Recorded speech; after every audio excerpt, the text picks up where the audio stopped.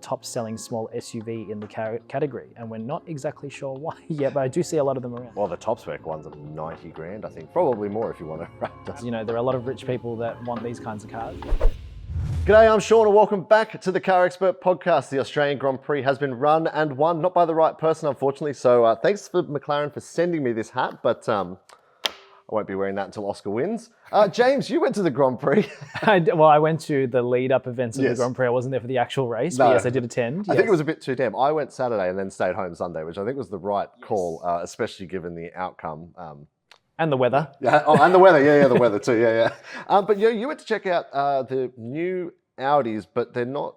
I'm so confused about the whole Audi lineup because they were changing the naming system to reflect electric and internal combustion, and now they're sort of given up on that, haven't they? Yeah, so there's all these new models coming from Audi, and they made a lot of controversy recently because they started changing some of their naming structures. So it started off with changing from engine displacement and then the code names for petrol or diesel power. And the 44 to having having things, power out. There were power numbers, but they weren't actually outputs, so it was a bit weird. And then they started changing with their new stuff that the odd numbers were going to be combustion vehicles and the even numbers were going to be EVs only. They've recently backtracked on that, so the A6 will be the first line that doesn't have that. So the A6 will be electric to start off with the new e-tron that's coming here later this year, and they just revealed the new A6 Avant petrol and hybrid version.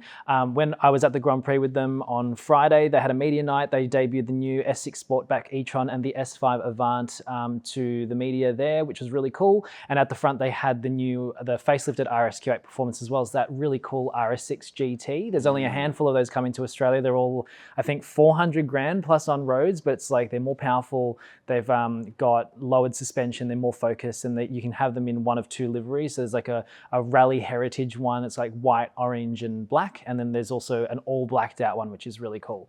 But yeah, the big thing for Audi at the Grand Prix is that next year they will be re-entering the Constructors' Championship. I don't think they've been in since the 30s, so it's been a very, very long time.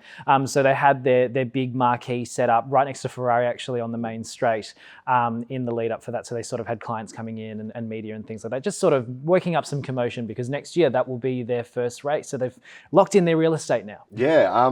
First of all, that new S5 looks unreal. Yes. I have to say, it looks really good.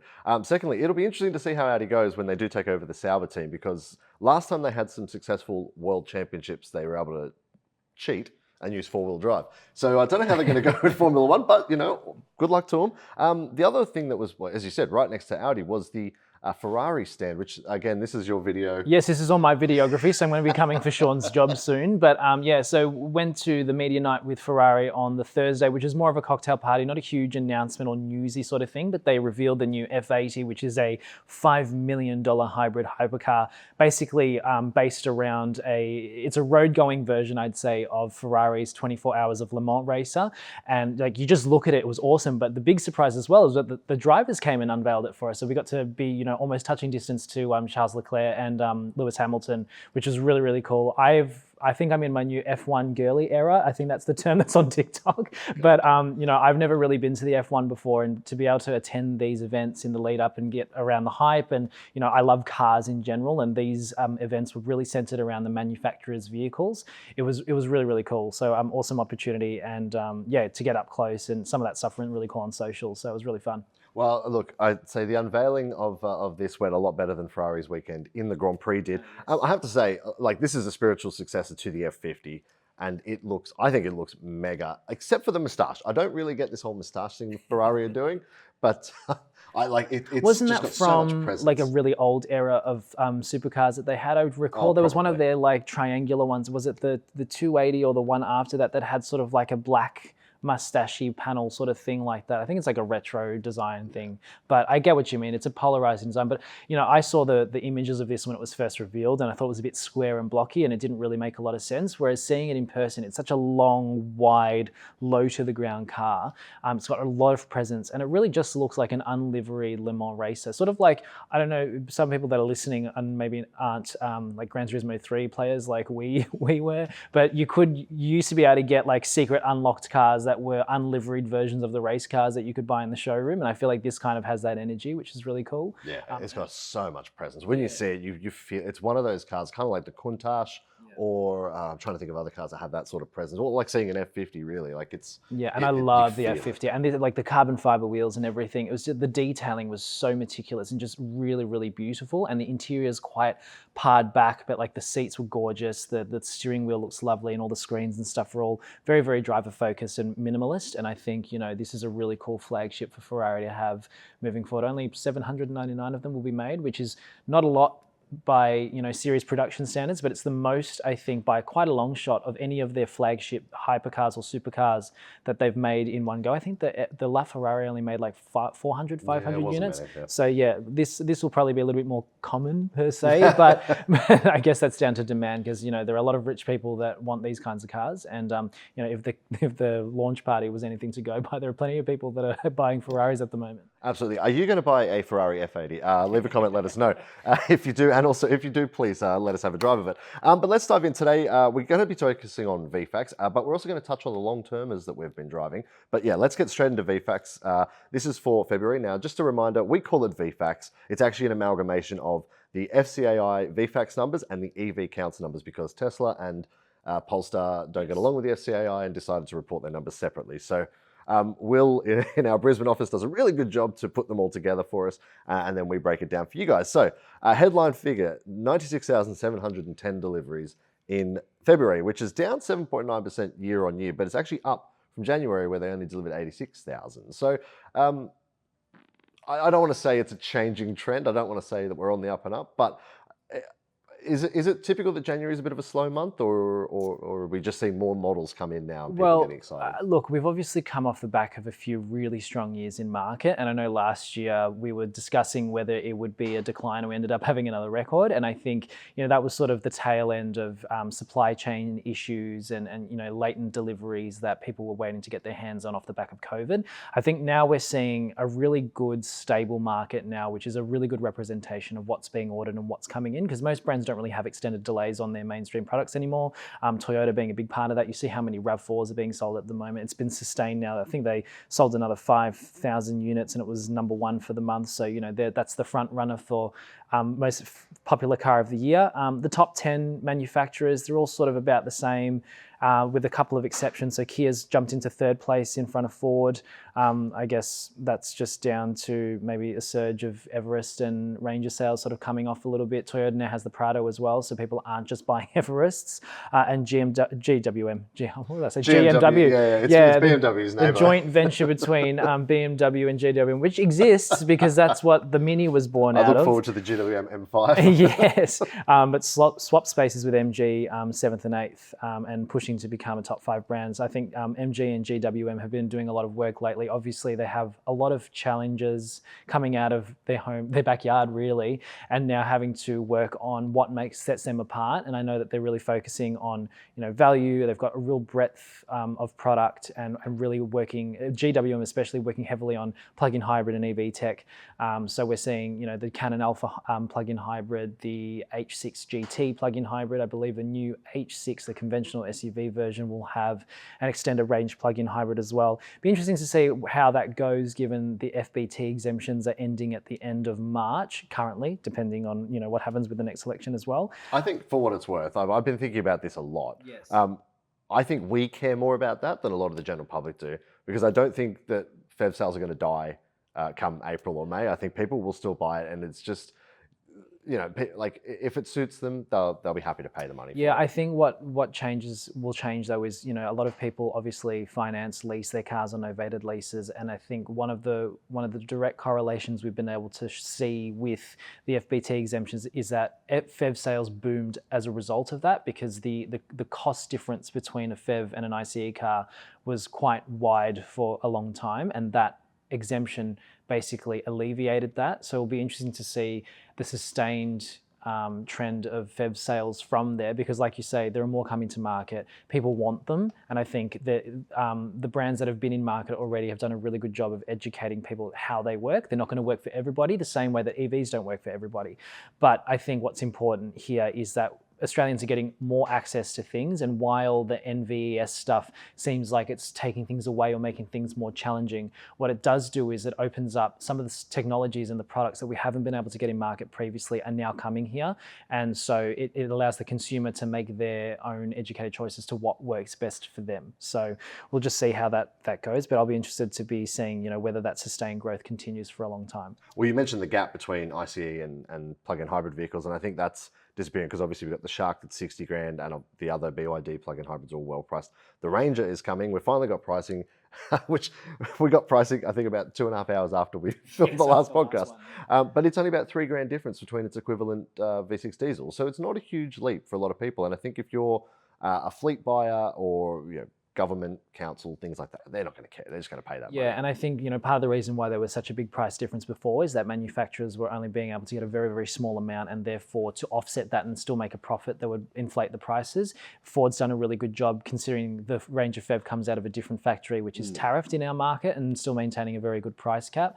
It'll be interesting to see what the other brands do, but we've seen brands like Cupra and other European brands sort of close that gap a little bit to make it more attractive, and with the definition of a fuel-efficient car by Australian government definitions changing mid this year, it still will mean that Phevs are still a little bit more attractive than some of the other cars on the market, because some of those things will change. So even though there's not an FBT exemption, it will still be subject to a higher threshold for luxury car tax, for example. All right, well, let's run through the top 10 brands. We'll keep this light. There's a lot of numbers and I don't want to bore everyone with it. But unsurprisingly, Toyota, number one, still by 10,000 vehicles over Mazda. It's like 18,832. Down slightly up on January's number, but I mean, down year on year. No real surprise there because we are seeing that trend.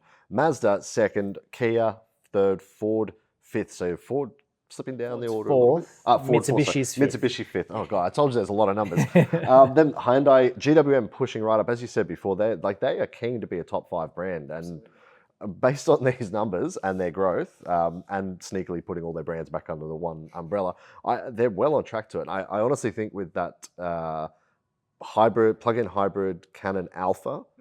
I can't remember. They changed the name of it. The Canon Alpha is the big one. Yes. The Canon is the small one, which used to be called the Ute. Yes, I think that's going to help them jump up a bit, definitely, especially from a fleet sales perspective. But GWM knocked MG down a position to 8th, Nissan in 9th, and Subaru in 10th. But what you'll notice if you look at the manufacturer that's 11th, BYD. And we had a bit of a say about them last month because they were way, way down the order. Turns out there was a slight clerical error, allegedly, that didn't account for quite a number of hundred of Shark 6 deliveries in January. So that's been rectified, and BYD straight up the order, as I guess we kind of expected with that circling Shark 6. the top 10 there. Yeah, Start playing. Good pun. Very good. Very good. That's the brands. But when we look at the model breakdown, I think is what really tells the story here, because RAV4 numbers are down from last month. So we were talking there in the 5,000s, now down in the mid 4,000s. Now, is that sort of backlog coming back a little bit, sort of being cleared? I definitely think so, because this time last year, it was very early days. We were still seeing that RAV4s were subject to 6 to 8 month wait times, and Toyota was pretty open with the second half of last year, seeing that normalize to anywhere between 2 and 4 months, depending on which model you got. And the fact that even 12 months later, we're still seeing it's top of the pops, and it's still doing a decent volume at 4,500 units for February. I think what we'll see is that it'll continue maybe around this point, and what will be interesting to see is that with other makes and models coming into the fold or seeing updates, I look at, Outlander has been doing really, really strong for the last little bit. There's a facelifted model coming in a couple of months, and including a Phev with even more range than currently.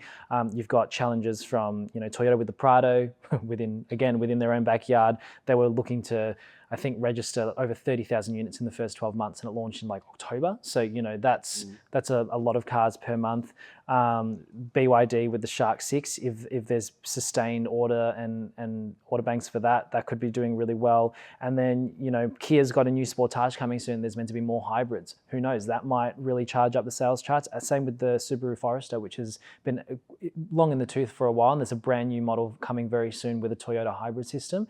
Again, Toyota's hybrid hybrid system has been a major selling point for them. So the fact that Subaru has a vehicle coming to market basically with the same or similar tech, but different form factor, better focus on adventure and off-road capability, could really shake things up as well. And with the ute market, Ranger Fev might give it a shot in the arm, all that kind of stuff. So it's a really interesting time. But yeah, I think what we'll see is that the market, the overall volume will start to slow down a little bit, especially we still have big reports about cost of living pressures and things like that. People aren't necessarily rushing out to buy a brand new car, especially given Australians tend to gravitate towards higher grades.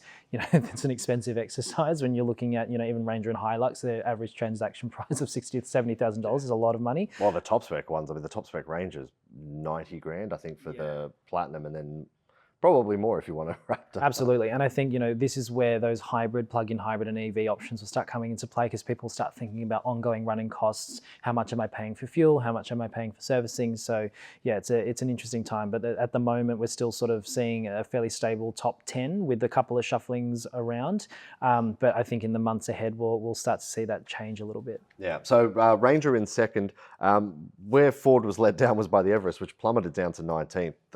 But yeah, Ranger second with 4,040 deliveries. Then Hilux, Prado, Outlander rounding out your top 5. Shark up to 6th place. And I think there was, I can't remember the exact number, there was a couple of hundred that were left out from the January numbers. But I mean, that's still tons of cars they've delivered. 100%, and it's quickly become their top selling model. I genuinely see one, at least one every single day. Yeah, easy. Both, near here in Melbourne CBD, but also out where I live in the eastern suburbs. So they're definitely, hitting customers' hands and people are driving them around. They look good. And it's overtaken the D-Max, which was for the longest time, number 3 or in the top 5. So it's an interesting time. And then you've got CX-5 there with 1,900 units. That thing just keeps on going, doesn't it? That is one of the oldest cars on the list, I think. Absolutely. Apart from maybe the CX-3. That's probably... Yeah, the CX-3 is probably older, but the CX-5 also just had some updates announced. So there's a running tech change which sees some of the higher end autonomous technology and some of the headlight tech that's available or previously been exclusive to the top grades is now filtering down to the touring spec, which is about mid spec. So it'll be interesting to see whether that again gives it a little bit of a boost moving forward, because people might not need to buy the Akira, for example, which is close to 60 grand on the road. Then after that, the Sportage was just behind with 1,127, and the Kona had a really great month with 1,889 units, and I believe was the top selling small SUV in the category. And we're not exactly sure why yet, but I do see a lot of them around. Yeah, I mean, the Kona really came out of nowhere, because it's been nowhere for quite a while and suddenly jumped up. The Sportage is one I just want to touch on quickly, because it's been around for a while now, and I know that this facelift is only a couple of years old, and it's still quite a, I don't know. Every time I drive it, I really, really enjoy. Yeah. So this one is actually was the first of a new generation, which came out I think maybe 3-ish years ago, and basically it's on a shrunken version of the Sorento platform, whereas the old one was I think an enlarged version of like the Cerato platform. So this one is getting a fairly comprehensive midlife facelift within the next couple of months. We'll still be retaining the current petrol, diesel, and hybrid drivetrains, but there might be a shake-up in terms of which powertrains are available on which trim level. Kia's been really open about the fact that with the NVES coming in as a punitive measure from 1st of July, that they'll be working very hard to get more hybrid versions of its very popular SUV models. So Sorento, Sportage are big parts in that. Sportage has like a monthly cap of like 300-ish hybrid units at the moment, which is very low when you look at RAV4 being a hybrid-only vehicle doing 4,400 units a month. And I think that will be opening up with this facelift. So, we can expect that whether from the base S or one up from that you'll see hybrid options across the board, which gives more people access, and we might see that get a boost in sales volume moving forward. And the Kona is another example where having petrol, hybrid, and EV options, I think the hybrid's been a major driving force in recent times.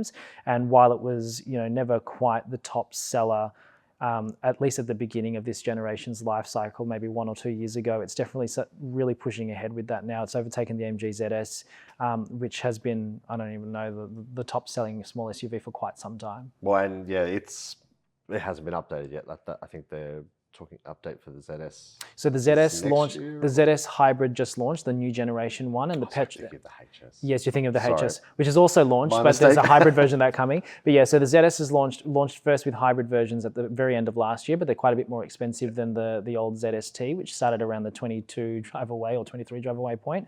So there's now petrol versions of that coming in that started around the mid $20,000 point. It's a bigger car, much nicer inside, a much needed update to the tech suite. And it still did fairly well with 1,700 units ahead of the Toyota Corolla and Mazda CX-3. But like you say, you look at this top 20 list, you've got a number of stalwarts: X-Trail, Tucson, Triton, BT50, Jolion, Everest, Mazda 3. All of these have been, with the exception of the Shark, have all been top 20 players for the longest time. We're just sort of seeing them shuffle here and there in recent months. So it's an interesting time, and the months ahead might see some more shuffling or some new players come into the fold. We're not sure yet. All right, so let's just quickly recap highlights before we get into the people the brands who've not done so well this month. Kia, I think, big shout out. I genuinely stand by. I don't think they make a bad car in their lineup. I think every car is quite good, and so I think well deserved to get into third place with that one. Numbers overall up, but trending. I think the year is trending downwards. That's the big one. And BYD finally coming online with that Shark 6 and actually being able to deliver their cars, not have them sitting on boats offshore somewhere, means that I think we will see them easily top 10 next month. So something to look out for. Let's head to the bottom end for the people or the brands that are not doing quite as well.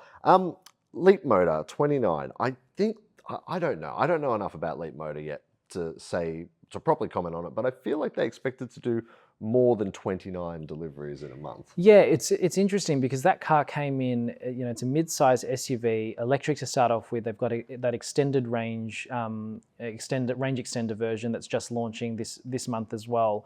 Both around the $45,000 mark, and even if the styling's a little bit bland, on paper, it should be something that people get really interested in. I don't know whether it's the looks. I don't know whether they haven't been able to roll them out at dealerships yet. But I do find it interesting that Leapmotor's not really made much of an impact yet. Maybe the extended range one being sort of like a USP might change that. But yeah, they're only a few months in market as well, so it's not really easy to tell where they were before. Yeah. Zeekr is another one, 99 deliveries in February. Same amount as Peugeot. I don't know who that is good for and who that is bad for, to be honest. Well, considering Peugeot's down 51%, yeah, that's probably I think Peugeot will be more disappointed with that result. But considering, so Zeekr currently only have a couple of cars in their model lineup. The one we've just recently test driven, we've driven both variants of the X. Yep. We've got a full video review of the rear-wheel drive Zeekr X, which I think is technically the base model. Yes. And it's a Volvo, and there's a whole bunch of different brands going on there. We've got a video on the YouTube channel. I will put a link in the description for you to check out. But look, they're miles behind Volvo still. Polestar, where's Polestar sit on this list? Actually, can't find Polestar. It may not be in this table because it's from VFACTS, unless you've heard it in the... No, you're right. I don't actually have Polestar's numbers. Oh, no, Polestar's there, 125. Oh, 125. So there you go. So Zeekr's still trailing behind. I don't know whether they expected more as well, because the idea with that Zeekr X is to sort of undercut the price of the Polestar well, the Volvo cousin and the Volvo cousin. Yeah, the Volvo X30 is the main one, and then I think there's the Smarts are also the hashtag 1 and 3 are also on the same platform. Yeah. I think Zeekr's got very early days. They're still working on their brand recognition. I think they're starting to, in addition to trying to figure out their own dealer network, they're also tacking onto Volvo showrooms at the moment. They look cool. I had I had the Zeekr X all-wheel drive recently. It gets you a lot of looks. I had this sort of ivory-colored one with a swish interior. Looks really cool, and I have a written review of that coming soon. But I think it just comes down to brand recognition, and it's the people probably be wondering what it is. It's one thing to say it's the same stuff underneath as Volvo and Polestar, but whether that resonates with people that are buying, Zeekr's trying to market itself as the premium Chinese brand as well, which is sort of a new space. So there's a lot of firsts for them that they're probably just working through and trying to get their feet on the ground. But 100 or thereabouts, 100 registrations of a brand new vehicle from a brand new brand in market, it's not a bad result, I'd say. Yeah. No, you're probably right. I think I do think that X is a little bit pricey considering what the tech that you're getting with it. You have to sort of spend extra to get bolt-on tech, like seat memories and things like that. Yeah. So look, we'll see. We'll see how they go. And this is the thing: we're going to see a lot of these sort of brands come through the door this year. So there'll be a lot of these conversations. I just want to quickly point out before we move on as well that Citroën still managed to sell or register 4 vehicles despite having left the market. I feel like someone might have just found them in a It's like it's a les zombies. Yeah. I do also have to point out Skoda down 41.5% year on year with 312 deliveries. I mean, that can't be good for the Volkswagen Group. Their numbers are not looking amazing because Cupra sales are down. I think the Volkswagen sales are down. It must be tough times over there at the moment. I think so. It has been tough in the lead up to now, but all of their brands are launching quite a number of new products in the coming months. We've had a number of launches recently. We've got a number of invites coming up. I'll be driving the ID4 and ID5. Josh will be driving. Wait, yeah, whoa. I think we talked about this. We have pricing, they're here. Wow. I think they're getting to customers in April. Wow. Skoda has an all-new Kodiaq and a facelifted Octavia, 2 of their top sellers that are coming back. Cupra, Leon and Formentor, their facelifts are coming later, I think like May, June. So they're not far off, and because there's been such a long lead time between when these vehicles were launched globally and when they're coming here, people are waiting. And so that obviously means that sales reduce. And it's actually been the case for a number of brands, not just those guys. So Citroën is a dead brand walking still. Yeah, big shout out to McLaren, 350% increase on deliveries.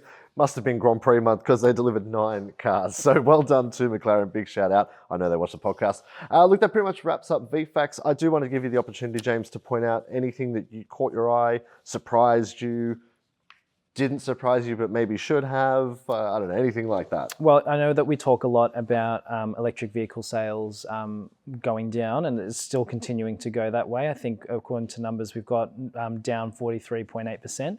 But again, off the back of our discussion about FEVs before, FEVs were up 346% last month, probably off the back of the shark, with 4,871 units. So within 800 units of electric vehicle sales for the month, which shows you how the market has very quickly changed in the last 12 or so months. From the naysayers saying that FEV was a stepping stone technology that has no place here to now people buying them in much greater numbers, and that will probably continue to be the trend.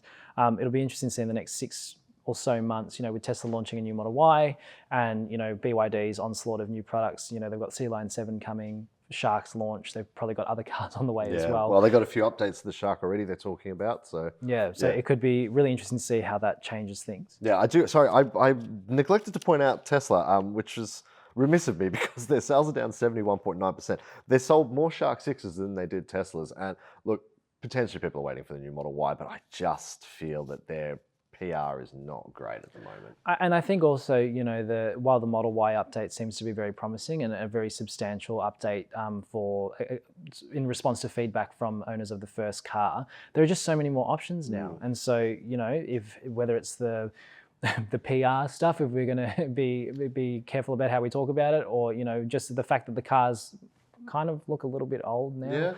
And there's a lot of other products coming into market. There's just more competition, and while that's great for the consumer, it's also not a great thing for brands if they're not able to get in the mix soon enough. Yep. All right. Well, what do you guys think? Any surprises that caught your eye this month? If you want to read the full list and all of the juicy numbery detail, there is a link in the description to check out Will's deep dive article on VFACTS. But we are going to talk about our long term. So I'm going to hand it over to you first, James, because you've been driving a Harvey, I think, is what Yes. Honda launched that Hi, car my name as. is Harvey, yes. So we picked up recently a Honda HR-V, the new hybrid base model. So it's like 40 grand drive away for this car. It's in a lovely, sagey metallic green, which I really like. Yeah, this is very, I'm not sure if that's the exact same car. That might be the same car. Might be the same car, but it looks just like this. And it's had some running feature changes in the sense that, the old base model, the petrol one, missed out on a lot of stuff, and it sort of forced you to move up another 10-ish grand to the hybrid. Whereas this one is a nice stepping stone. You've got things like blind spot monitoring, a nice new infotainment system with Google built in. And obviously a cheaper entry point for that hybrid system, which is really good. It's nice and torquey. It's very, very efficient. And I've not spent too much time in the new HRV, but because it's so tall and boxy, but like really compact, it's just a really easy car to live with. Driving into the Melbourne CBD every day with lots of traffic and various parts of Melbourne's city roads that pinch you in the sides in bigger cars. It's just a really nice, easy car to live with, and it's got good space in the second row for 2 people only. Yes, it is a 4-seater. Just like a 911. Yeah, exactly. And it's got the magic seat function, which is a big draw card for them as well, and the boot's nice and big, and just it just does the job. So have been really enjoying that so far. Maybe about 4 weeks into our loan of our 3 months with it, and we'll have some more content going live on the site soon. But first impressions have been really good so far, and I guess this new entry point price-wise is a nice competitor to something like a Yaris Cross, which has been very, very popular with its hybrid options. So yeah, definitely one to keep an eye out for on the website, because we've got some more stuff coming. I mean, look, personally, I think this looks better and has a much nicer interior than a Yaris Cross. And this sounds really like plebby of me, but I really like the cloth seats in this thing. Oh yeah, I love cloth seats. Rather than a leather interior, I think I don't know, it's probably some recycled interior or something they do, but it's really like a pleasant little car to be Absolutely. In. And I know a lot of people in Australia really love leather when you have kids, because it's easy to wipe things off, if you have spills or chuckies or whatever. But, we've been driving these cars in very hot Australian summers. And so having a fabric seat that doesn't retain heat, burn your ass when you sit down, burn your butt when you sit down. It's definitely very nice and just very comfortable. The steering's lovely. Everything's just nice in this car. It's sort of like, I'm trying to fit, it's almost like Japanese Volkswagen a little bit, in that everything just is nice and it just works. And that's the simplicity of this car is what is really great about it.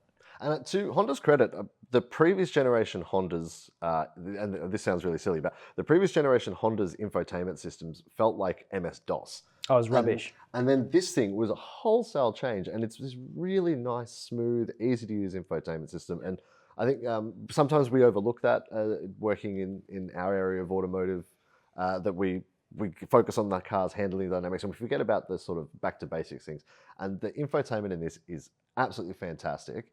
One nitpick I do have with it is when you're in B mode, which is like the regen mode, single pedally sort of driving, you can't put cruise control on. I find that really odd, because the car I'm about to talk about, the X-Trail e-Power, you can. Yes. Which I find really nice, especially if you're on like a motorway or something, where you're just cruising on cruise control and you see there's a bit of a tail back ahead of you. You can just cancel cruise control and single pedal does the work. Right. Slows you down, gets some nice regen. Whereas this, you don't have that. You'd have to shift out of drive. And it sounds silly, but it's one of those things I don't quite understand why, because every other sort of hybrid or plug-in hybrid I've driven allows you to activate cruise control. I don't think it has a dedicated EV mode button either, which is another interesting thing that some other rivals do. But yeah, I guess maybe that's something that they can work on for the next one. Yeah, so Honda, if you're listening. But yeah, no, I want to talk about the X-Trail e-Power, which is what I've been driving. Now, this is quite a fascinating car to me. Prior to this, I had the Qashqai e-Power, which is the same principles behind it. So basically, it's an electric car with a generator in the front that powers the battery, and the battery powers the wheels. Straight off the bat, I'm going to say I prefer the Qashqai to the X-Trail for a couple of reasons. One, the Qashqai was just front-wheel drive, which meant that you got this amazing 1,000-odd kilometer range out of a tank of petrol. And two, I just found it's just overall just a little bit more comfortable. Whereas the X-Trail, which shares a platform with the Outlander, and the Outlander, it's sort of built as a 7-seat platform. I feel this thing's not quite as comfortable to get around in as the Qashqai, and because it's all-wheel drive, which I find completely unnecessary for this car. It munches petrol compared to the Qashqai. But other than that, it's actually a really nice car. It has, it's really efficient. I just said it's not very efficient. It is still efficient by comparison to its petrol twin. But it also has heaps of power. So when you put your foot down and drive away, it can pull and pull and pull, because it's got that EV punch behind it. But you mentioned the seats, the leather seats in this thing are absolutely horrendous on a summer day. They're like that plasticky leather, and they don't have cooling, and you get in it on a 36-degree day, and it is the worst place to be, because it also has a big glass roof. Yep. So look, if they just had cooling seats, it'd be fine, or a cloth seat option. But other than that, it's a great car. I honestly don't know why people would buy a RAV4 over this if they actually drove them back to back, because I genuinely think this is a much nicer car. Yeah, to drive. I've driven your long term a couple of times in recent months, and I think I've copped a lot of flack on the website because I often recommend this car as something to look at as an alternative to some of the top selling mid-size SUVs, whether it's a RAV4 hybrid, a Tesla Model Y, things like that. It's got the EV driving experience that people really like because it's got that really smooth, instant, seamless torque delivery that people love about EVs. It does have a petrol generator up the front, which sometimes fires to life and you can sort of hear it. Oh, this I found actually, compared to the Qashqai, this can be a little thrashy because I think it has to work a little bit harder to get drivable. Yeah, but other than that, like, it's just a very nice, easy car to drive and live with. It's big enough that the e-Power admittedly doesn't come with 7 seats in Australia, which is a crying shame, but it's a big 5-seater that, for 2 to 3 kids in the back and all their stuff, plenty of room. The leather, I know you say it's a bit annoying in the heat, but the quilted Napa leather interior with all the soft touch points, the big screens and everything, it definitely feels really nice inside. And if the looks appeal to you, it's a bit rugged looking. This one is not the e-Power, this one's the N-Trek from what it looks like, but they all sort of look the same. But yeah, I really enjoy that car, and now with a 10-year warranty, there's an added peace of mind for people that are looking to step into something like this as opposed to a top-selling competitor. So I really enjoy this car, but like you say, I wish they did the single motor version as well, because that would be much more efficient. And the 7-seat option, I think, is a big miss to begin with, given all of its hybrid competitors, the CR-V, the RAV4, and some of the Chinese stuff as well. None of them offer 3 rows in the hybrid version. So the fact that Nissan has this available in their global portfolio and hasn't done it in an effort to maybe protect the Pathfinder, which doesn't sell in very big numbers and doesn't have a hybrid option either, just seems like an odd product planning decision for me. But otherwise, a really good car. Well, and to that point, like, I don't need 7 seats. I haven't got any kids, but the boot space in this it doesn't benefit from it because it's got the silly split floor thing. So even if you lift off the covers, like, you still don't really get extra space unless you've got small things. So yeah, obviously it's just a shared platform and it's easy just to do that. But yeah, I think they may as well just put 7 seats in it at that point. And then it also stops the back from flapping around when you go over bumps, which they do if you've got nothing in it. So, but look, on the whole, I think it's great. And personally, my money on the table, I would have that over a RAV4, just because. I think I'd say the same. Yeah, 1, you're not buying a rental car, and 2, I just think overall the experience of driving it's a lot nicer. But yeah, I think that pretty much brings us to the end this week, James. You're a bit quieter this week, is my understanding. This week, yes, but it all starts picking up again next week. So between now and when we probably film the next episode, I'll be driving the new Volvo EX90 in Adelaide. That's the big one. The big one with the little hat on, the LiDAR sensor. I'm also doing the Kia EV3 local launch, which is very exciting because I got to do the global driving Korea, so I'll be able to see what they've done with the local tuning and things like that. And they just priced it, starts from like 47 grand, which is pretty affordable for Seltos size EV.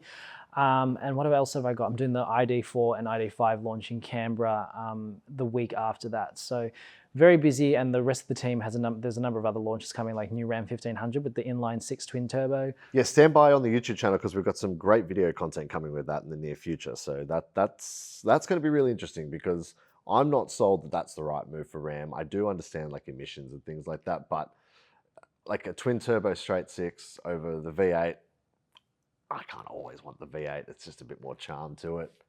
Yeah, they have a hybrid version. What more do you need? But look, that brings us to the end this week. Thanks again for coming along, mate. I'm glad that we've all recovered from the big weekend. It was a big weekend for a lot of us, I think. A very sad weekend for and a crazy race as well. Crazy race, but it's also, it would suck if it was boring. So glad there was a bit of spice to it. Unfortunately, Oscar didn't win. I will keep the hat nearby just in case Oscar gets a leg up in China next weekend, and then I will wear it. That's my promise to everyone. I will wear the McLaren hat the entire time if Oscar gets a win. But anyway, thank you everyone for joining us. If you have any thoughts, feedback, ideas that you'd like us to cover, leave a comment or drop us an email, podcast@carexpert.com.au. And if you haven't already, subscribe to the YouTube channel or hit that follow button on your preferred audio streaming platform. But until next time, we have a CarExpert podcast. Take it easy.